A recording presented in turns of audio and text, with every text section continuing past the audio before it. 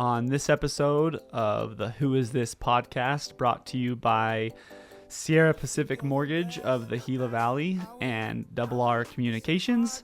We had an awesome conversation with David Bell. David is an employee over here at R Communications and the host of Voice of the Valley. You can hear his show every day of the week in the morning, and if you haven't listened to it, you definitely should. But we had a great conversation, covered all kinds of stuff, and we'll just let you listen to it and enjoy. So Dave, welcome to the podcast, man. Thank you. Thanks Welcome for coming. to the hot seat. Yeah. We're coming with the hard-hitting questions. Coming all of about 10 feet to come here. I was going to say, thanks for coming across the hall. Yeah. We, honestly, it's a little strange because you're more familiar with all this stuff than we are, and that's the first time that's happened. Usually the guest... Here we are, Davis messing with his stand again. Brand new mic, and I'm already trying to break it. Hey, I'm glad you got new mics because the stands got, the new stand got moved, or the old stands got moved into my studio. So now, because I had to hold my mic all the time. Oh, nice. So thank you. Yeah. Reed texted me the other day, or actually it might have been today. He was like, I got some new mics in there. It was driving me crazy seeing that they didn't match on the videos. So if we've contributed anything, at least we helped you get some new mics. There you go. I wish I had known today. I would have worn a tie. I didn't. I went I'm glad I you went didn't wear a polo tie. today. No, you look great. You match us. Yeah. So no, that's probably something we need to be better at. We good? It was just Reed. Oh, Reed, come make a guest appearance, dude. No, we don't we're want to. we're recording. I didn't know you were in it already. These No. two guys color We coordinated just today. started. Yeah. Oh, gosh. I had no idea. No. There's not fun in that. All right. See you. We really didn't pay attention this morning at all until you said that. I didn't know it. But yeah. Anyways, what was I saying? We need to be better at making sure people know that it's on, that it is video. Because Shane said the same thing. He's like, "Oh, you guys video this?" And he actually listens to it. So I think he listens on Spotify. Yeah. But he was like, well, "I wouldn't have worn shorts if I." And I was like, "No, you look good." It's so laid back that. I don't mind. I just normally wear a tie. It was today I had nothing. So I was like, well, blue jeans and a polo. Laundry day. Casual Tuesday. That's right. Yeah. So I think you've listened to a couple of the episodes. If not, I mean, all it is I'm excited for this one because obviously you have your own show. Yes. But you're never talking about yourself on the show. Now we get to hear about Mr. David Bell, and we get to hear Shockingly, all about you. I You're talk always about promoting myself a people. lot. I really do. I do. All right. So Voice of the Valley, Monday through Friday, 8:30 to 9 on KATO AM 1230. That's for the man who just walked out. He signs the paycheck.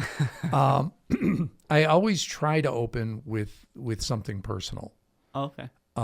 Because when you do that, when you open with something from you, even if it's something mundane and silly, people feel they know you.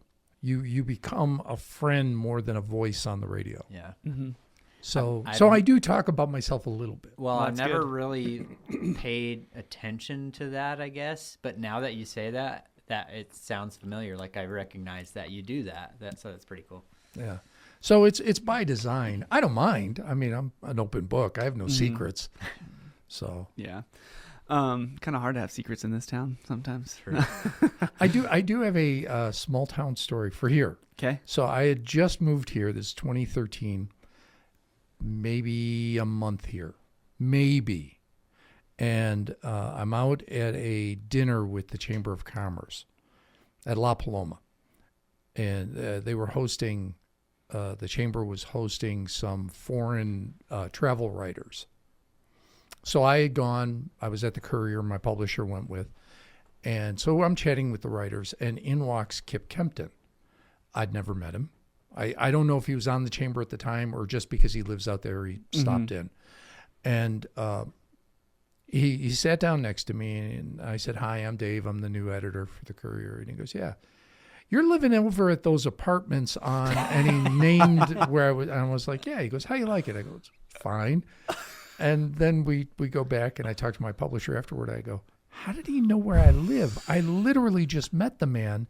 And she looked at me, she goes, you're in a small town now. Yeah. Everybody knows where That's you hilarious. It's so funny that you say that, because sometimes I'll find myself in conversations with people and I'll have to like reel myself back, like, you can't say too much or they're going to think you're such a creep. live. Yeah. Yeah, that's maybe a little unsettling. It threw me off, but now I'm used to it. Right. And now it's okay. So that was 2013 when you moved here. Where'd you move from? Lake Havasu City. I was Okay. there for 20 years. Okay. At the time, I was the sports editor for the newspaper there. Okay. But I had done all types of journalism. I'd been a county reporter, a city reporter, done radio before this. So I'd done all the journalism. Yeah. And so how long have you been journalism? How long have you been doing journalism? 29 years. So I round up. It's Okay. 30. And 12 with KATO about. No, 5 with KATO. Oh, because the Courier, I misheard Yeah. you. You came over with the Courier. Correct. That's what brought you to the Valley. Okay. Yes. Gotcha. So I had just gotten a divorce, and I had wanted to move up anyway within newspapers. I had wanted to be an editor. Mm-hmm. And so I had applied for 2 jobs, one in Wasilla, Alaska, and the one here. Actually, I applied for 3, but I got rejected from the 3rd one right away. That was Nogales, Arizona. Uh-huh. And Arizona or Alaska. That's two. yeah. Yeah. Two extremes. Two extremes. Yeah, the publisher from Nogales, the first thing he said, you speak Spanish? I went, no. He goes, nope, you're out. Yeah. And I've gotten to know him since. Manuel's a great guy. He's really good. But I was a finalist for both jobs, for Alaska and for here. And for whatever reason, Alaska decided to go in a different direction. And I went, okay. And Safford said, welcome aboard.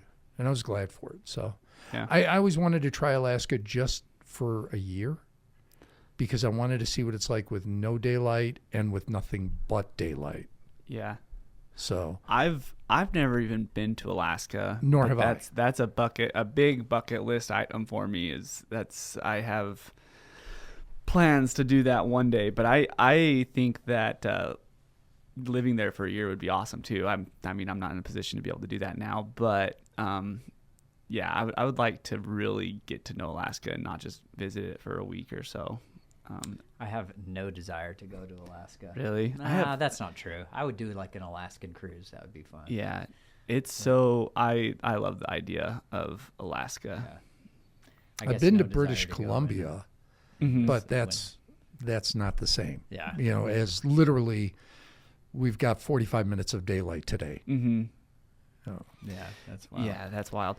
My Oh, go ahead. I was just gonna on the Alaska note. My parents lived in Ketchikan for a summer. They sold cruise excursions. oh, yeah. So when the cruise comes in, Yeah. they get on the port, and then they'll sell like the float plane or the zip line, different stuff like that. And one of the cruise excursions that they were selling, this didn't happen while they were there, but it was like I don't know how long, a year or two later, that float plane, it was the one, if you remember hearing about it in the news, it crashed and 8 people died. Oh, But geez. so they've been on that Yeah. ride, and so that kind of hit home a little Was bit that to the them. one with Yeah. the U.S. Senator? Was it Brownback? I'm not sure. There was a senator who was taking a plane and they crashed into a glacier. Alaskan senator. It very well could have been the same one. I'm not sure, but it was definitely sad. But Yeah, that's crazy. anyways, That similar experience. Soon after my wife and I got married, her dad lives in Florida, and we were there visiting him, and we were supposed to go on a float plane ride, like tourism ride. Anyway, we got on the plane, and the battery was dead. Couldn't get it to start. It was like, oh, bummer. Whatever. Got our money back.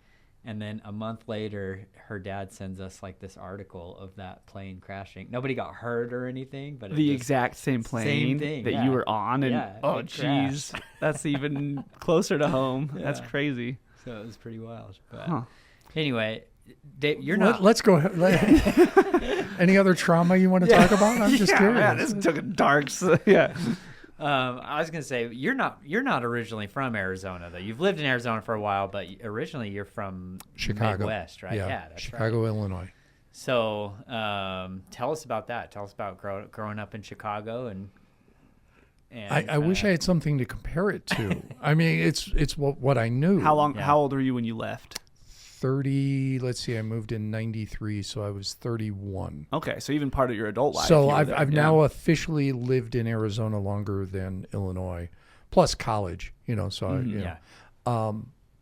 so it was great. It was fun. I lived not in the city proper. I was in the city, but Chicago's so big that I was up on the northwest side by O'Hare, and it was terrific. It's a city full of neighborhoods, so every neighborhood has its own feel. I joke with my wife, I lived in Copland because where we lived, a lot of police officers lived, including my mom. My mom was a police officer. So we lived in Copland, and I couldn't get away with anything. Yeah. So, but it was fun. A blessing and a curse, right? Yeah. You're safe. We still tried, yeah. As far as my mom knew, I saw Animal House about 17 times in the theater. I saw it twice in the theater. But it was a great time. And, we rode our bikes everywhere. And then once you got a car, then the world opened up to you. We would spend summers in Wisconsin. We would just go up there and just have fun. Yeah. I mean, but I imagine it's like here. The only difference was we had other options for fun. So we would go to museums and we would go to plays and a lot more concerts, that sort of thing, because it was there. And that was prime Michael Jordan. No, I was an adult when Jordan, because Jordan is 1 year younger than me. He's either 1 year older or 1 year younger than me. But early 90s, I mean, throughout the entire 90s, but. Yeah. The 80s and 90s, I was there. Yeah. As a matter of fact, my youngest son was born on the day the Bulls won their first championship. Oh, no way. June 12th, 1991. And he was lucky enough to be born in the afternoon so I could watch the game at night. So that's hilarious. So you mentioned there's plenty to do there. There was a lot. Was that an adjustment? Well, I mean, where were you at? When you first came to Arizona, where did you move to? Lake Havasu City. Okay, so that was the first place you went to. So I was there for 20 years.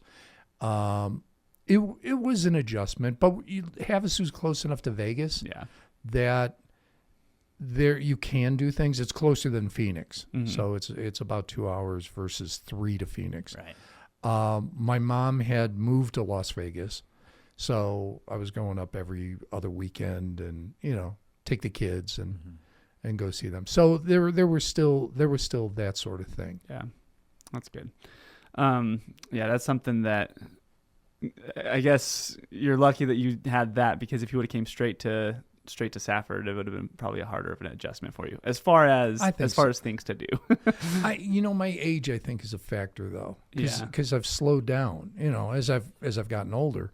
I moved here in my 50s. I'm in my 60s now, and I'm good with not going out at night. I'm really fine with that. And to that point, I think that there is, you can find a lot of things to do here, but there's a lot more to do when you're younger than like there's a lot of things I did in high school that I'm like, I would never go do that. Yeah, well, I would say too that there's a lot more things I do now as an adult that I wouldn't do. I mean, as far as like different events and stuff, when you're younger, you've got to be more creative. Right. And that's where we would get in trouble, is the big trying difference, to be too creative. The big difference I think between my youth and your youth growing up here, we did stuff outdoors, but we weren't outdoorsy. So we'd go fishing once or twice a summer. Here, fishing, hunting, hiking, camping, that's a way of life. I never camped until I moved to Arizona. Yeah. Just didn't do it. And I'm not a hunter, so I think the youth experience is probably equitable, just in different ways. So where you went hunting, you went dirt biking, all that stuff, we were going to the Art Institute or going to see Second City or, going to see the Pat Metheny concert. Mm-hmm. That's way before your time. Jazz fusion, too, on top of it. Always to impress a girl. Didn't work.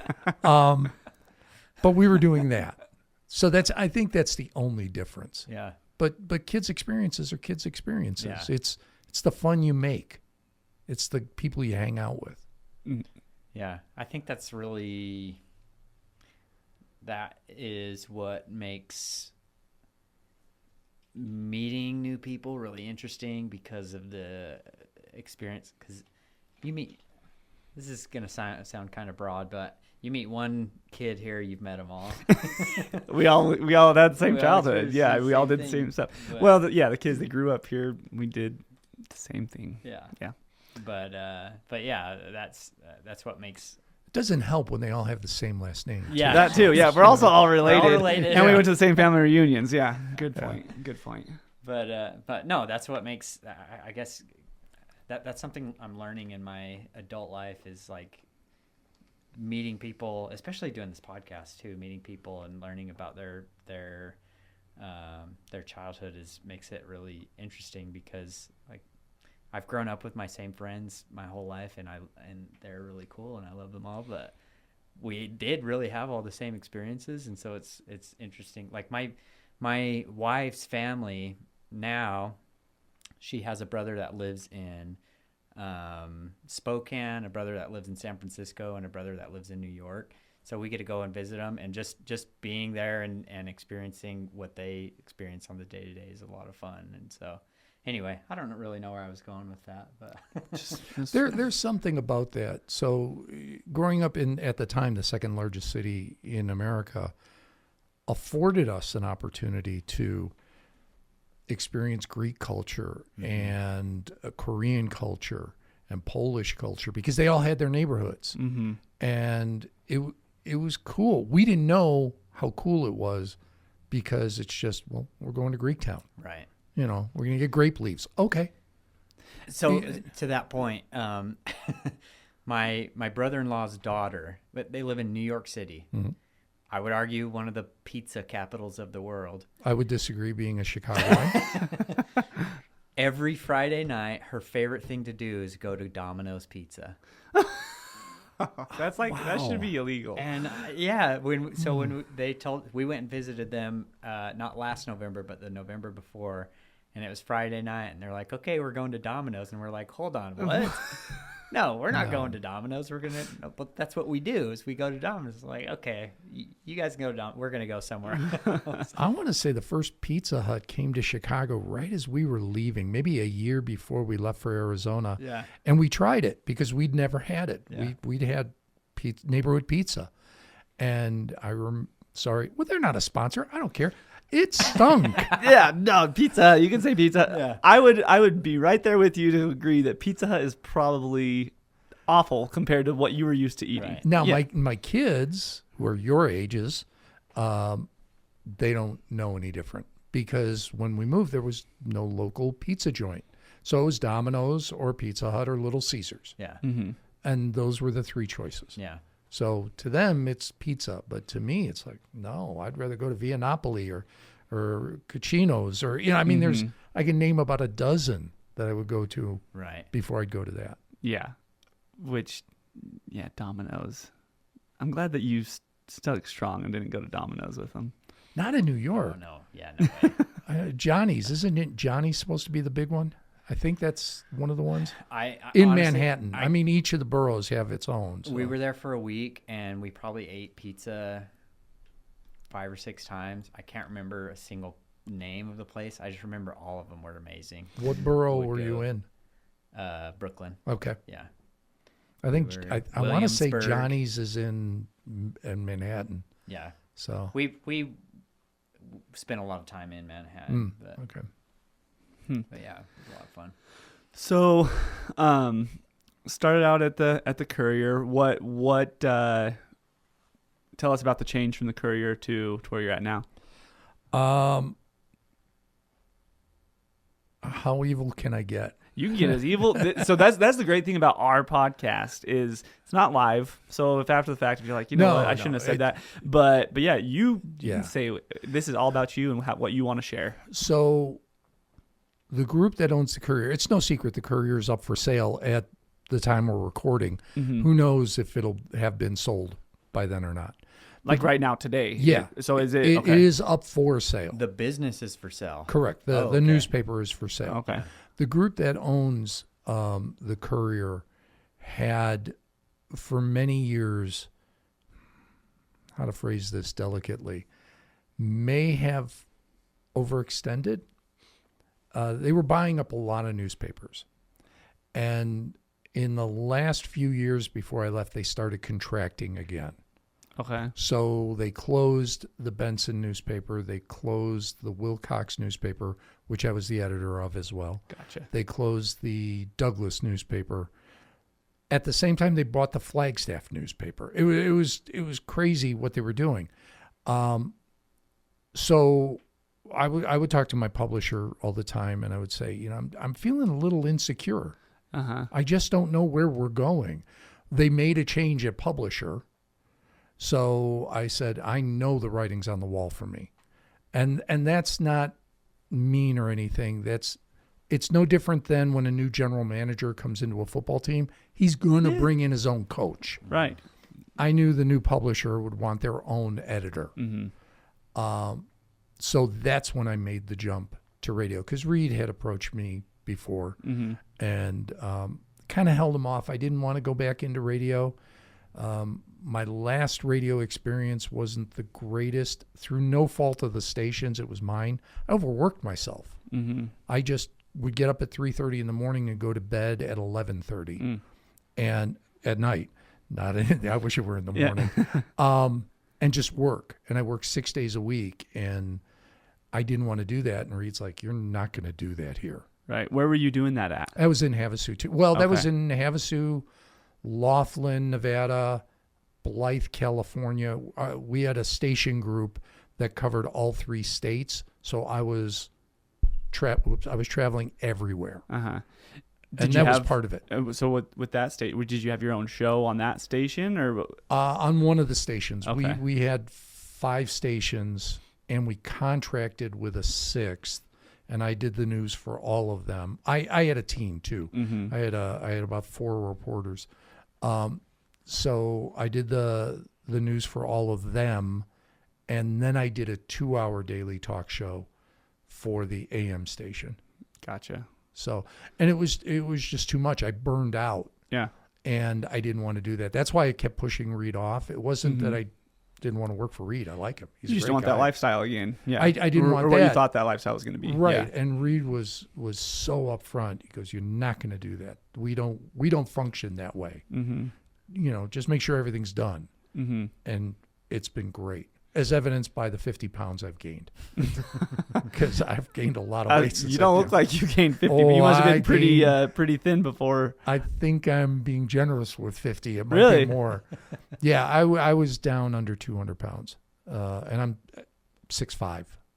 So that's... So you were tall, skinny. Yeah, I was 6'5", pretty under thin. 200. You're very thin. yeah, Yeah. I was working myself too hard. Yeah. So that's why I came over to radio, and since then it's been great. Mm-hmm. When Reed brought you over, was the idea Voice of the Valley? Like is that what you started doing right off the bat? It gave me about 2 weeks to get acclimated, to relearn, because it had been 7 years since I had done radio, so I had to kind of relearn the processes. It actually took me about a week, but he gave me a few weeks to get my feet under me, and then I started. Actually, April 1st of 2020 was my first show. Oh, Did you take over? Was somebody already doing Voice of the Valley? Yeah, Bill was, Yeah. and I'm trying to remember Bill's last name. Perry. Thank you. Bill Perry was doing it, and Bill wanted to retire. Yeah. So he was hanging on until Reed got somebody. Yeah. And then Okay. once I came on, Bill was like, "Thank you." Out.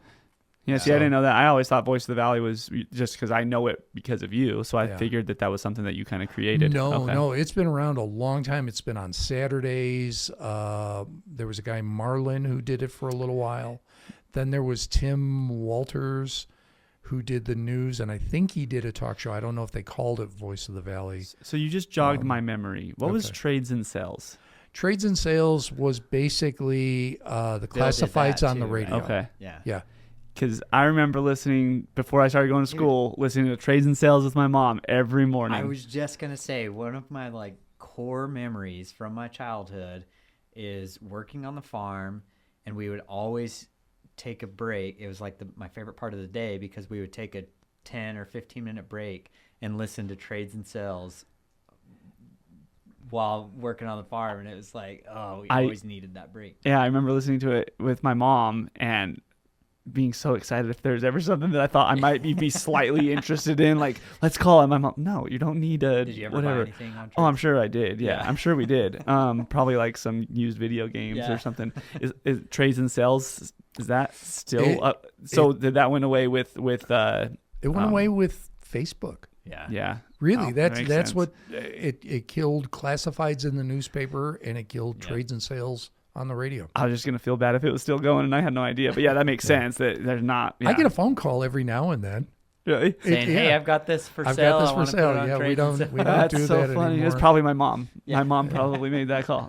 So That's awesome. Yeah, that I hadn't thought of Trades and Sales, and you just jogged my memory there. Sorry Yeah, if I got off same, track. But so Voice of the Valley was already going. Did you do anything different whenever you kind of started hosting it? Did you make any changes yourself? not that I'm aware of. I'll be honest, I never listened. Mm-hmm. The only thing I would listen to on the radio is Lee Patterson's sports broadcasts. Mm-hmm. And it's the same thing I do right now. I don't read the Courier. And it's not because I'm angry at the Courier. I love the people over there. Ian Kirkwood, the publisher, Mm-hmm. Tom Bodis, the editor. They are great people, really great people. I don't look at the competition. It's nothing personal. Everybody says you should. I prefer not to. I know me, and I know if I see something written really well, a great turn of phrase, I'm going to hold on to it. And I'm going to plagiarize it unintentionally. Yeah. And I just don't. So when I Makes moved sense. here, I didn't listen to those shows because I never wanted to get my news from another news reporter. Mm-hmm. But I would listen to the games because I wasn't doing the sports Yeah. section. So we had a sports reporter. So I'd listen to Lee. And that was the only thing I'd listen to. So I never heard Trades or Sales. I never heard Voice of the Valley. My wife had been on it multiple times, but I was like, have a good show. She doesn't listen to me now. So, it's fair. Yeah, well, we need to have her on too. Yes, you do. Onto this podcast, because I know she does all kinds of She's stuff. a busy and person. Yeah. She's very busy. Yeah. She made me work this weekend. Yeah. This past weekend. I'm still tired. Yeah, I was gonna ask you about that, but maybe you better have her on and come on to tell let us her about detail that. it. Yeah, well, maybe do 3 this She had a week. big event. So, it was yeah. not a public event. She had a big event for her business. Yeah. Mm-hmm. So Was it successful? very. Good.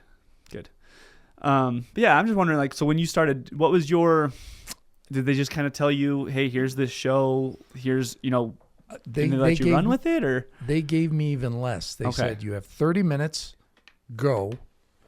Your newscast are 3 minutes, go. Your weather is 30 seconds, go. How I did it, up to me. Gotcha. Okay. So Voice of the Valley, is it a 30-minute show every day? 30 minutes every day, Monday Okay. through Friday. And do you always have a guest, or is it ever just you on there? It's sometimes just me. Today Okay. was just me. Okay. Just didn't have a guest. Sometimes I just don't have one. Depends on the time of year. Mm-hmm. Sometimes they're busier, sometimes they're slow. This was one of those where everybody had just finished all their busy stuff, Yeah. so it's a little slow. It's going to be rough for the next few weeks because of graduations. Mm-hmm. Everybody's kind of focused on their family. Yeah. So We started to find that too, because we were going to do our grand opening in May, and then Davis said, he was like, I mean, we were going to push it back anyways because we're not prepared, but Davis was like, you know what, it's the middle of graduation anyways, we shouldn't be doing it in May anyways. So and this is a community where graduation's important mm-hmm. because, as we said earlier, everybody has the same name. Yeah. Yeah. Absolutely. But it's true. Everybody is somebody's relative here. So graduations are a big deal. Yeah. Yeah, Absolutely. I know that better than most because I used to live on Stadium Avenue, and people inevitably would park in my driveway on graduation. In my driveway. That's hilarious. Yeah. And you're like on the concrete? On the concrete. And then every once in a while I'd get a call from somebody that I vaguely knew, and they'd be like, hey, by the way, I'm parked in your driveway. Sometimes, though, I wouldn't even know them. And That's crazy. it was Charge always them. That's tempting what the neighborhood by Wrigley Field does. Yeah. Same with, by Chase Field. They have those parking lots that is just, I think it's just people, it's just making a in killing Chicago, too. it's Yeah. literal neighborhoods. I had a friend that had an apartment about 2 blocks from Wrigley, and it was rough going over to see him on game day. Yeah. But he's like, I'm making money. Let him Yeah. park there. I don't. You can Right? walk. Yeah. Unless you want to pay for parking. Yeah. Yeah. In college, Wow. I lived by the football stadium, and we were right next to the football stadium. So BYU's, and every game day, we had to prove that we lived in the complex. Park there. And if you didn't, they would charge you $30 or whatever. Yeah. So it was always so annoying, like having to prove that I lived where I lived. It was, anyway. But yeah, take advantage of the opportunity. Nothing Seize wrong the with day. that. It pays for your dominoes. That's awesome. I should have. Yeah, I should have charged people. Yeah. So what else? Don't you have a new grandbaby? Semi new. Semi-new, 10 months. Yeah. She's 10 months old. So I have 2 grandchildren now. And I'm I'm sure her- you've talked about them on your show. every now and Yeah. then, because it's not my kids. So Right. it's like, how much can I say? Mm-hmm. I'll embarrass my kids. I won't necessarily embarrass the kids' kids. So yeah, we've got 2. So we have a blended family. We have 4 sons, my wife and I, and only one of the sons has children.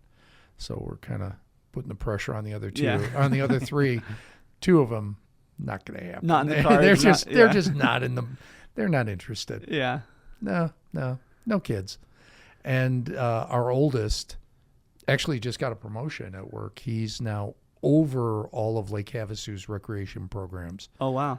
He was heading up one of their programs. Now he's over all of them. So I don't know if he's ever going to want kids because he deals with them all day. Can I ask a question about your Sure. oldest? Does he have a degree for what he's doing? Did he get a degree? No. He Okay. just started working there when he was 18, and he's been And worked there his way up. forever. So he's got, he's 37 this year, 37. So he's got 19 years in. And he doesn't have a degree. No degree. And he's the head of recreation for. He's overseeing the recreation programs under the Parks and Recreation Department. So there's a Parks and Rec director, and then the managers, one over Parks, one over Rec. He's over Rec. I'm sure that's a strange question to you, but the only reason I ask is because that's what I have my degree in, is in Parks and Recreation Management, and because that's what I was wanting to do. And that seems like a job that you would. But here we are, because this is a topic that we talk about a lot. People are going to think we're anti-education. College, We're not, but it always comes up that people are able to get a job, and a good job, without having a degree sometimes. And anyways, I would say yes. I don't have my degree. I dropped out to be a very successful failed actor, and but I would bet my son would disagree with you. Because that was a lot of years to get to this point. right. Yeah. And if he had had a degree, would he have gotten been that easier. position a little earlier? Mm-hmm. Yeah, that makes sense. But yeah, that's what I got my degree in, was Parks and Recreation Management, and that's what sounds like what he's doing is exactly what I wanted to do at one point in my life. We talk a lot about how getting a degree, it's good, whatever, but I'm a firm believer. As much as I don't have mine, I'm a firm believer in education and getting that degree. I don't care what you do with it. I just think the experience, first of all, you're learning how to learn, which is really, really important. Second of all, you're meeting people you went to BYU. Not you. Where did you go? ASU. ASU. You're meeting people you've never seen before. Mm-hmm. And by that, I don't mean strangers. I mean different Culture, cultures, different backgrounds, different socioeconomic status. You're really diversifying your exposure. Mm-hmm. And I think that more than anything is the most valuable part. Yeah, my stance on it, I'm not opposed to it whatsoever. I think my view on it is as long as you're doing something, because if you graduate high school and then you just stay at your mom and dad's house and you're on the couch, you're not doing anything, then yeah, you should be working on getting a degree. But if you decide to go into the trades and work on becoming an electrician or something like that, I think that's just as valuable. I'm going to disagree again. Okay. I say still go to college because of what I just mentioned, that socialization with people outside your comfort zone. Because in the trades, which is valuable, and I would say go right into it after you graduate, Mm-hmm. you're still in a homogenous group, and you want to get into a heterogeneous group. You want to see what else is out there. Plus, you may want to run your own business. And if I'm just learning how to, frame a house, that's not teaching me how to run a business. Yeah. Do you think college is the best place for that, or the only place for that? I think it's the best place. Yeah. I do. I think we've devalued education in this nation over the last probably 30, 40 years. And it used to be the prize. Think about it. When the survivors of World War II came home, their reward was education. Yeah. We're going to give you a free education. That was the prize. Now it's, you don't got to go. Well, it's a waste of your time. It's a waste of your money. I think it can be though. And I think that's why it depends on it falls on the responsibility of the individual. Yes. Because I hear stories all the time of people getting in major debt. Yes. And then not doing anything with that degree. Completely. And just, I agree with that. So, and I think that's where my stance, I was like, yeah, it's not absolutely necessary, stay out of debt. But I don't disagree that you get valuable experience while you're going to school. I would like to see the nation do this. After high school graduation, if you either join the military for 4 years or you join AmeriCorps for 4 years, we'll give you 4 years of free education. You're not in debt. You've already served one way or the other, either domestically or internationally. And you've gotten older. You're more mature. You're ready. I remember me at 19 in college. I shouldn't have been there because I was just wasting time. I found what I wanted to do at 21, and that's why I left college. But yeah, and you'd be getting, 4 years in the military, or what you just said, there's a ton of valuable experience there too. And so, AmeriCorps. Think about things. And AmeriCorps. If you're not a military person, AmeriCorps. I'm all for that. And I'm all for my tax dollars paying for people to go to school. I have no problem with that at all because I know it benefits me. Yeah. An educated populace it truly benefits me. I think there's a lot of value in having a lot of growth is going to happen in those first 4 years after high school. And I think that it's not always, I'm case in point. I jumped into a degree that I honestly, the degree that I got, my goal was not to be a Parks and Recs director. When I signed up for it, I wanted to work for the Forest Service or Game and Fish. And I got bad advice by a school counselor that said that this degree would work for that. And I was like, okay, that's the only person I talked to though. I should have gone and talked to multiple people. Like I figured out in my first 2 years that I was in the wrong degree, but I was 2 years into it. And I was like, whatever. I like Parks and Rec too. I'll just, anyways, the point I was going to say is I think those 4 years after high school would be valuable time to decide really what you want to do in life. And then, so if you started school at that point, you're going to do it with a more targeted mindset. I agree. So I don't think that's a bad idea. Yeah. Something like that. I think it's smart and a lot of times in our culture in Thatcher, Thatcher, Safford, Gila Valley, there's a lot of kids that go on missions right after high school. Right. I think that's valuable too, because in those 2 years, they're figuring out, hopefully are able to figure out what they want to do and then start the process when they get back. I agree. Unfortunately, they don't get money for school. Right. Yeah. That's a whole other issue. But yeah, I agree. I think if I had gone to school when I was 22 instead of 18, I definitely have my degree right now because I know what I want to do. Mm-hmm. Yeah, I would have a completely different degree, but I'll never say that it's not valuable to get a degree. I just think the whole college experience, going to a place you're not familiar with, seeing people you've never seen before, and learning how to navigate socially is valuable beyond measure, because that's what you have to do when you're an adult. Absolutely. Unless you live in the Gila Valley where everybody is all the same. I absolutely agree with that. Yeah, I navigate socially.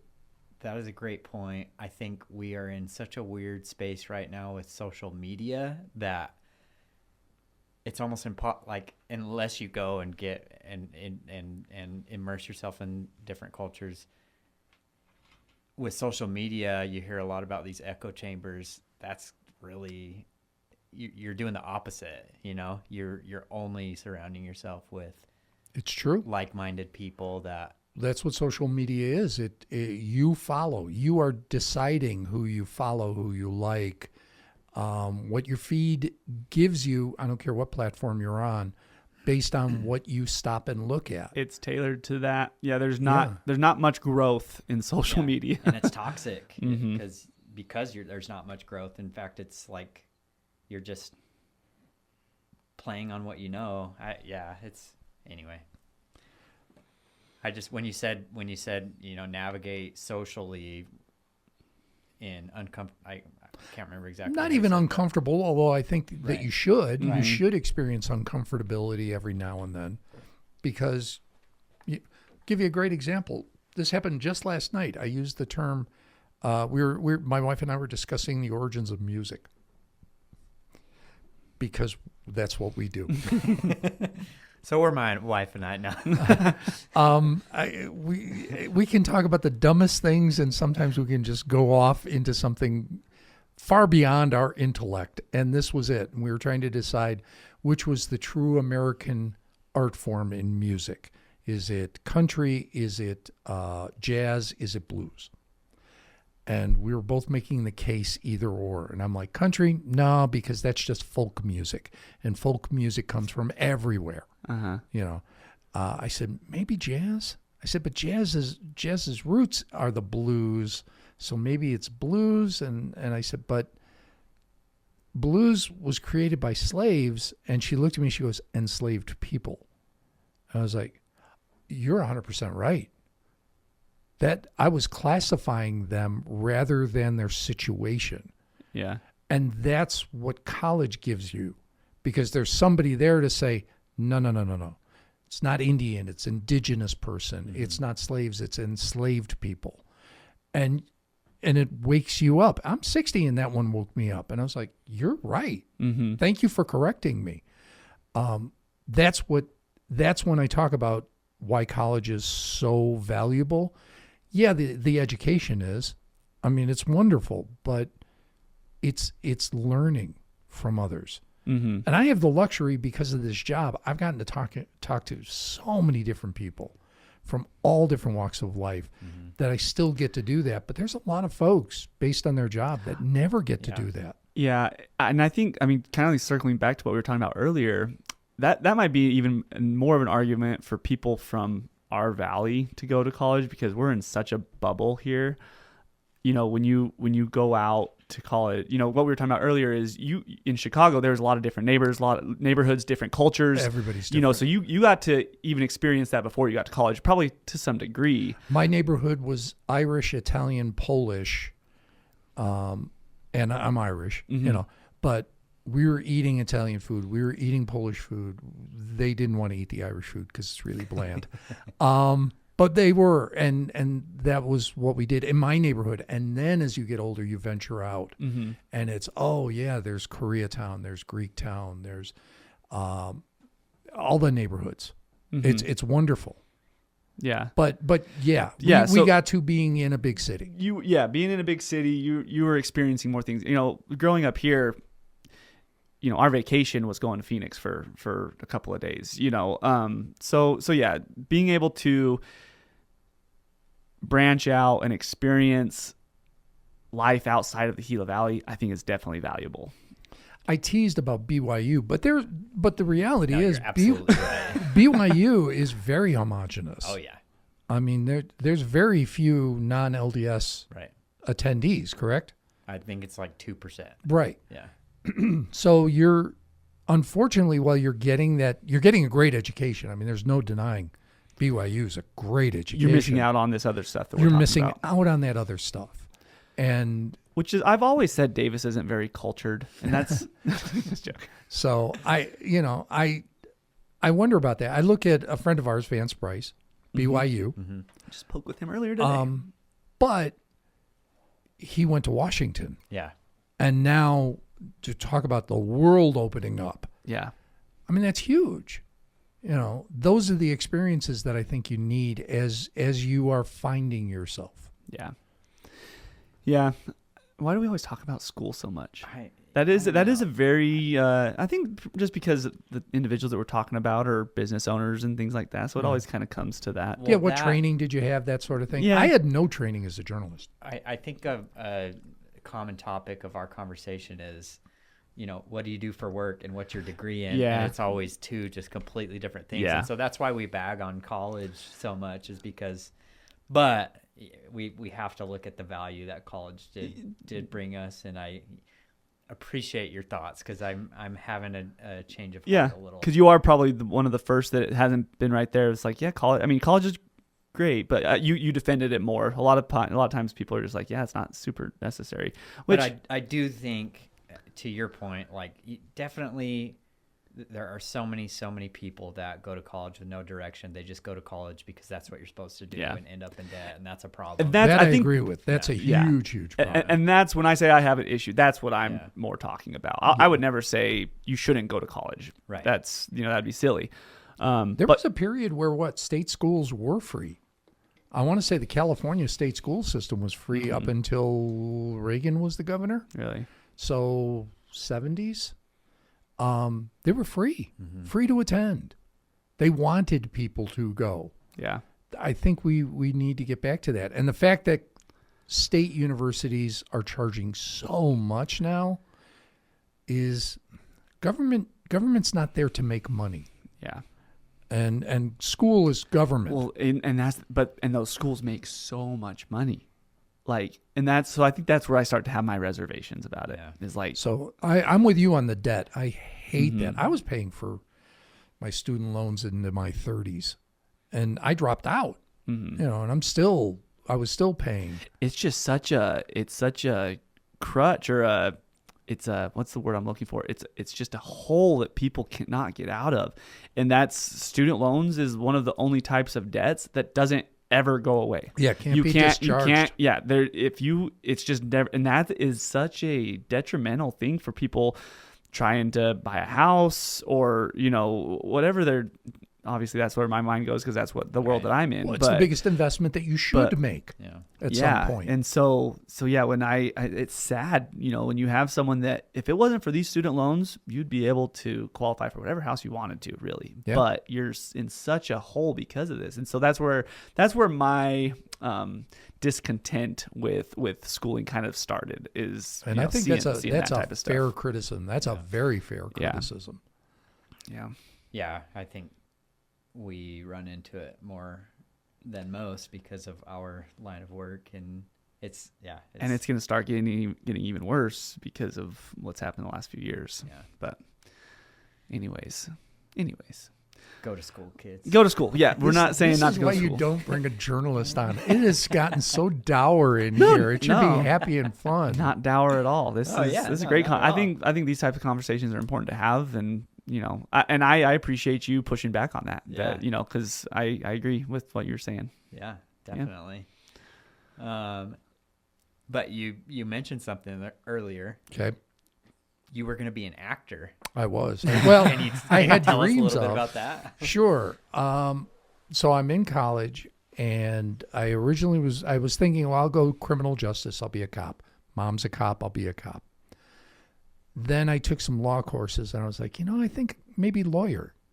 So I changed majors, and I'm taking the law classes. But as I said, we would go out. Our weekends were out, and I went to the Second City. Now, when I was a kid, Saturday Night Live started. I was 13 when it started, and we knew almost everybody on Saturday Night Live the first 5 years came from the Second City, which is a theater in Chicago. Okay, yeah. I was going to ask you that. Improvisational theater. Yeah. So John Belushi came out of that. Bill Murray came out of that. Dan Aykroyd, Gilda Radner came out of the Toronto. They had two theaters, one in Chicago, one in Toronto. They came out of Toronto. So we knew of it. Well, by the time I was in college, I'm like, I'm going to go check them out. It won me over the moment I stepped in there. I was like, I would love to do that. And a friend of mine said, why don't you? So I was like, okay. So then I changed majors again and went into communications and did a little theater. And then I got accepted into the Second City's workshop, Players Workshop at the Second City. So I dropped out of college and I did that. And then I realized I'm never going to make it onto that stage. Not because of talent. I'm blowing my own horn. I was pretty good. I have friends that were better. But we learned that particular theater group had a very specific way they cast their shows.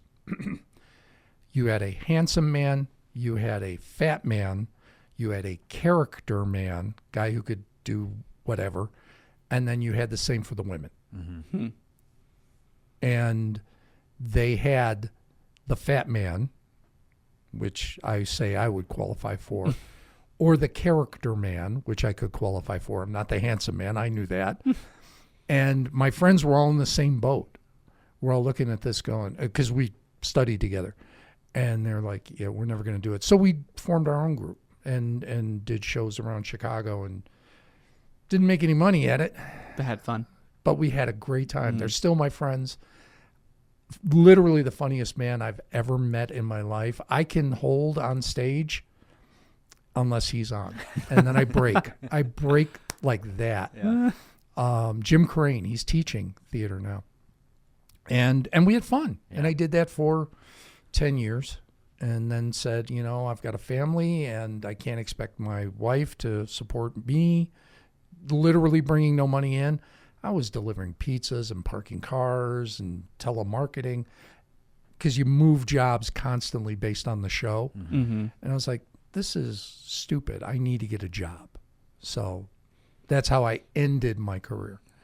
But yeah, that's what I did. And it was a blast. Have you not done any like community theater? I directed one play once. Yeah. Just to, because somebody knew my background. They said, how about if you're in? I said, I don't want to act. I hadn't done it for a while, so I knew the muscle was flabby and you need to get back Something in. You got it, yeah. And I said, but I'll direct if you want. And so I did that. That's cool. That's something I wish I would have done more as a kid, that I know that we're going to have my children do, just the community stuff, because it seems I did a like a couple times. lot of fun. I was Tigger Really? in Winnie the Pooh. Yep. Oh, darn. Pretty sure Kevin Davis was Pooh. I was Tigger, sang a solo and everything. No, you did I not. swear. Oh, I'm sure there's videos of it. Ask my I mom. have to reach out to Julie. Yeah, I know there's scrapbooks. Here's another little known fact. Do you remember? You probably don't remember. I was in a movie also. I was an extra in a movie that they filmed here in the Gila Valley about the Devil's Highway. It was a horror film. Really? Yeah. What was it What's called? it called? It was like Highway 666 or something like that. I'm sure if I tried hard That enough. was like in high school, Yeah, right? I was. It gonna was like say, I remember my that freshman happening. or sophomore. I had to go do an audition and everything. No way. Swear, me and Trey, and I think my mom went. We went to the hotel by Jerry's. That's where they had Yeah. auditions and stuff. And I can't remember what I did, but they called us back and we did. My scene was in. It's now Meg's Place, but Yeah. it wasn't Meg's Place at the time. It was like a restaurant. Keens or And something. yeah, my Yeah, scene was. Keys, that's right.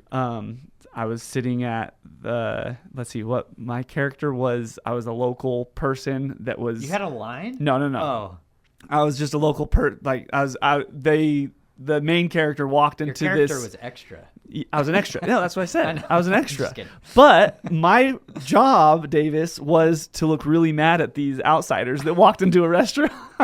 And I gotta say, I killed it. I was probably the best extra you've We're ever gonna seen. have Courtney find this scene, and I hope we can find it. we gotta find Yeah. it. That's I awesome. also won Best Actor in 8th grade drama class. Thank you, Mrs. Simmons. Oh. So, yeah, Congratulations. maybe I'm discovering that I'm wishing I would have done acting too. Yeah, But anyways, learning lots of stuff about yourself. with yeah, man. David's, Yeah, you're really bringing a lot to the surface for me, man. That's what I do. Yeah, you're really triggering a lot of memories, and yeah, I love it. So, back to Voice of the Valley, just before we Sure. end. How far out do you schedule your guests? I try usually? to go a month, but Okay. it's I'm always filling in. Yeah. Like for example, May I've got a lot of open dates right now Mhm. because as we talked about, it's graduation Yeah. season. So I'm filling in, but I try to go a month out. Okay. Just curious. Although I've had some people that like, can I do a year's worth and come in like every 3 months? I'm like, yeah, Cool. we can schedule that. That's no problem. And I've got some regulars that come on once a month. Jeff Kaiser from Canyonlands comes on once a month and talks health. The library, Safford Library, comes on once a month. Gila Watershed comes on once a month. United Way comes on once a month. And the Chamber comes on every week, every Friday. with a different person And they that's bring part of- whoever they yeah. want. That's part of the Chamber membership. Mhm. Here's a valuable thing. And I try to invite new businesses whenever possible Mhm. and try to explain to them it's a way to get out there. It's free.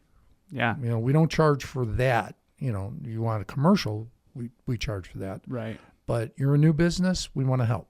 Yeah. That's cool. That was another reason we wanted to have you on, was to invite ourselves onto your show. Absolutely. you tell me when. We've done You it. guys could come on regularly because you're dealing with an economic sector that's important for the public to be aware of. Mm-hmm.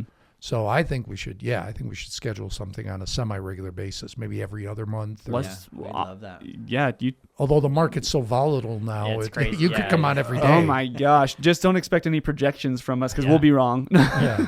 like everybody else is right now. It's Yeah. insane. But How do you how else do you qualify your guests? Like, what's the I think if it's Just interesting, whoever. I like people who are interesting.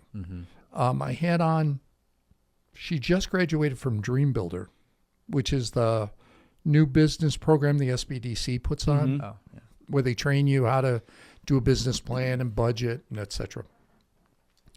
And she's a leather worker. She makes small things with leather. oh, cool. Wallets, belts, earrings. She does a lot of earrings. And I found out about her because she's in Marsha's Legacy soap shop. Yeah. So I invited her on, and it was the greatest discussion because she was telling me about her background. She was in the Army, and she was in a mounted unit.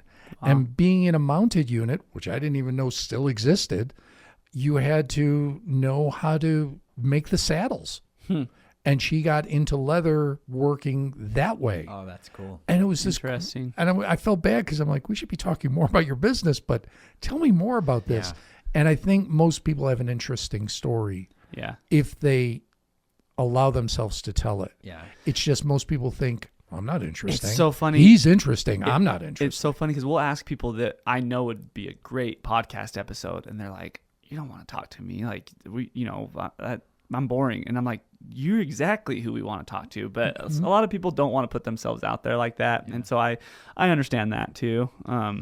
You publish each episode as like a podcast, right? Correct. We put it up on GilaValleyCentral.net where you can I'd love to listen to that one. Because where you can find your podcast. Right. Yeah, how come we haven't mentioned that on the actual podcast yet? Yeah. You can find us on GilaValleyCentral.net. and the library's podcast and the City of Safford's podcast. We're trying to put them all in one place. We want them all everywhere else too. Yeah. Because people go everywhere for whatever they want, whether it's, like you said, Spotify or was it SoundCloud or Apple or I don't care where you go. Right. But if you want to go to one place for the locals, we put them all up. Yeah. Which is a really cool thing that you guys are doing. Bits and Bytes from Valley Telecom is up there. So we just as a service, it's free and take a listen. Yeah.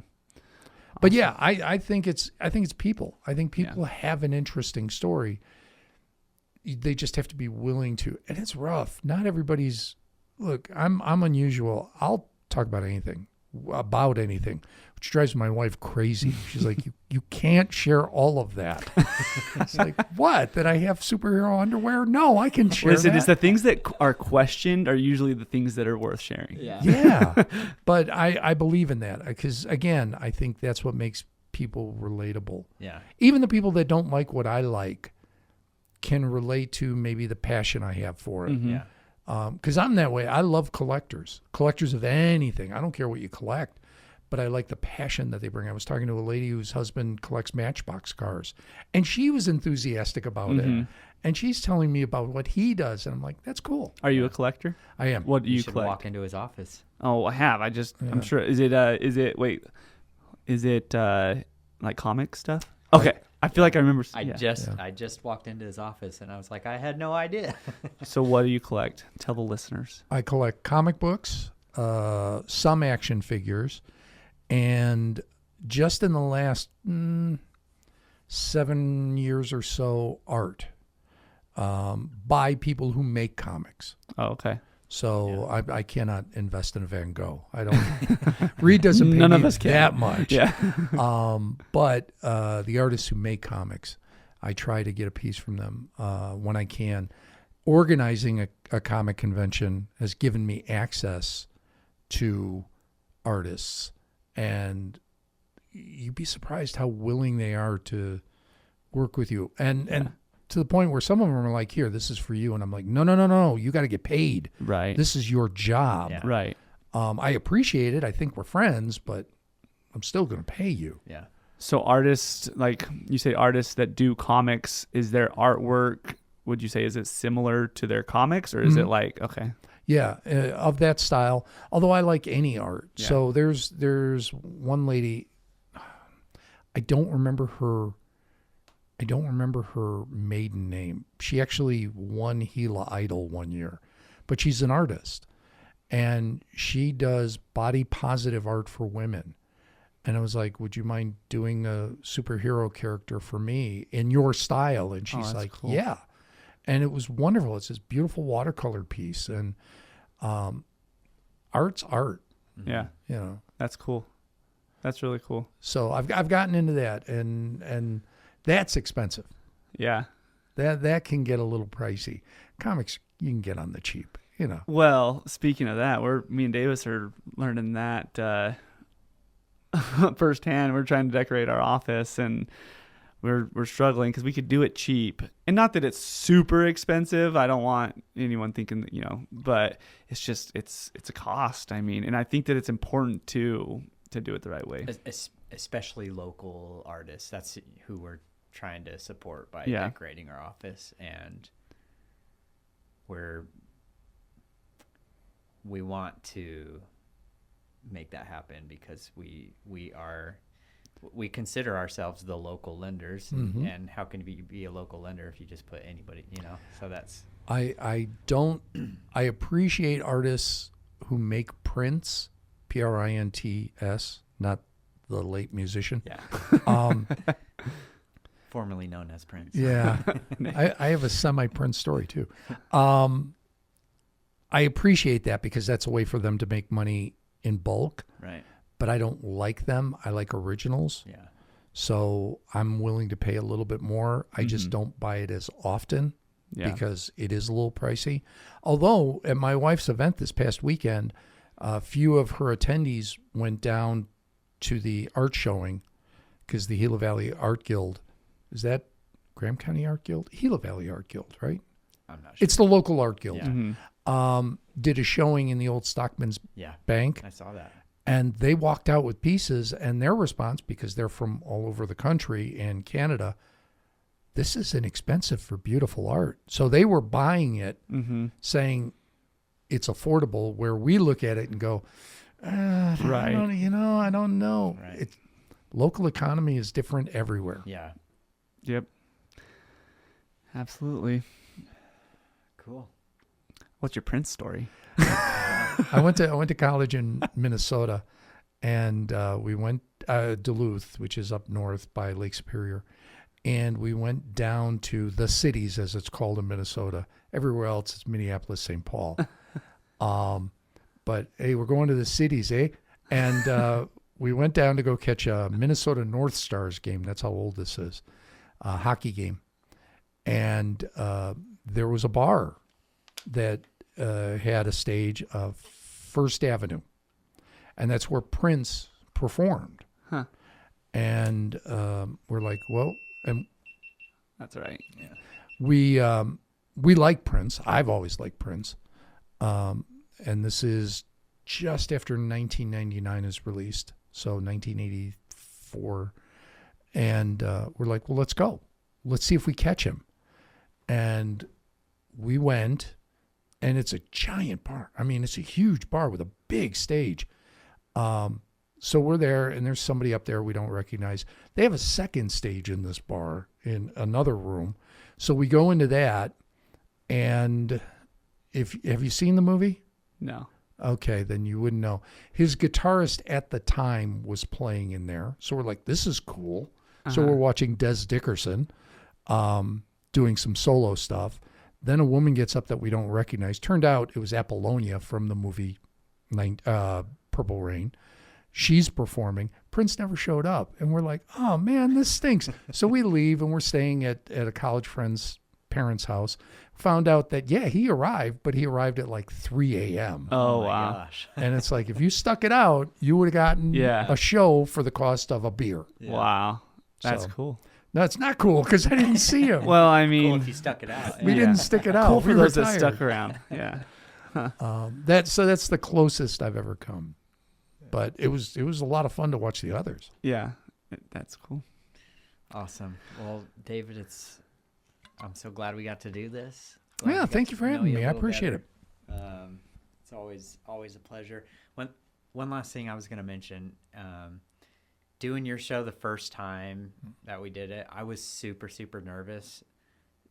And afterward, I was like, there was no reason to be as nervous as I was. I didn't so- know that at the time. Yeah, You I didn't was- appear it. I was like sweating bullets. And I don't know why. Like thinking back about it, it was just... Anyway, so I A was lot gonna of say people are intimidated by this. Exactly. That's They what it is. really are freaked out by this when all you got to do is just maintain eye contact and you're just talking to people. Yeah. That's all. You just got to nose up to this goofy thing. Yeah. And so I just wanted to mention, like, if anybody is thinking about or, starting a business or whatever, wants them to promote themselves, but they're nervous about doing that, they need to reach out to you and just do your show and get it over with. And I've been trying to get Aunt B's Kitchen, that food truck, yeah. on here because that food is fantastic. Craig won't come on? Well, I've talked to the woman. Okay. Yeah. I His don't- wife. Yeah, I apologize. I don't know her Yeah. name, but every time I see her at an event, I'm like, come on my show. Yeah. Aunt B's. That's the one that was just at the. Yeah. That's so good. Very good. And I'm like, promote. Yeah. And I've had some of the other food trucks. I've had Doug's come on, and they were hesitant at first, and now it's like, when can we come on again? Yes. Yeah. Yeah. It's local business. That's Yeah. what we want, is Yep. to promote local business. Absolutely. Shout out Aunt B's. It is good. It's really good. That's my point, though, is there's nothing to be nervous about. It's Yeah. just it's a good time. Yeah. And Is it's super fast, too. It's a lot of fun. If they are interested in doing your show, is the best way just to reach out to you directly or Call the radio station. You can reach out to me personally. I'll even give my cell phones out there. 322-5029. Anybody can reach me. Text me is easier Yeah. because I usually have my phone off. I forget to turn it off. I forget to turn it off when I go on the air, and then it makes a noise, so I turn it off, and then I forget to turn it back on. So texting's usually the best way to get me. Yeah. Because I never hear it ring. Okay. Cool. Yeah, highly recommend. It's a fun show to do. Yeah. So, and yeah, let's talk more about maybe us being on there a little bit more regularly. I like that. Cool. Sounds good, Dave. Thank you, guys. Appreciate it, man. Thank you. Like Gucci.